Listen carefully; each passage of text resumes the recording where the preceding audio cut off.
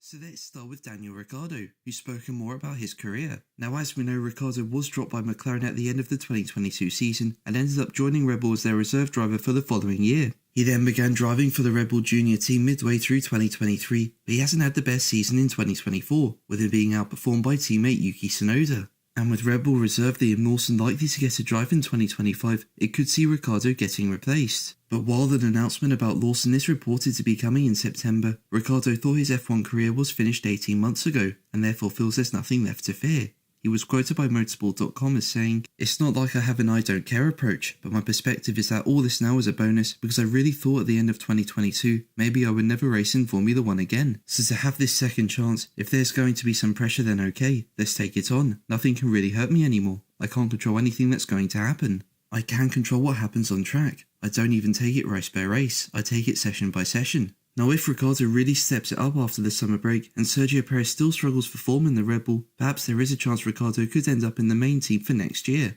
But I do think Red Bull feel that a turnaround in form for Perez is just around the corner. Now, as we know, Perez finished second behind Verstappen at 4 of the opening 5 races, only for his form to spiral from then on. And ESPN report that Red Bull is considering taking Perez back to the car spec from the early part of the year. So that's quite a change, but perhaps it could help Perez get back on track. And speaking about Perez, Red Bull advisor Dr. Helmut Marko said, "To be teammate to Max is not the nicest thing in Formula 1. Sergio has his merits, he's won races. Our discussion was not just about drivers, it was regular discussions we had of what we can do to improve the situation. We have to try to make the car more easy to drive. And the more difficult the car is to drive, the more the difference to Max comes out, because he's such an outstanding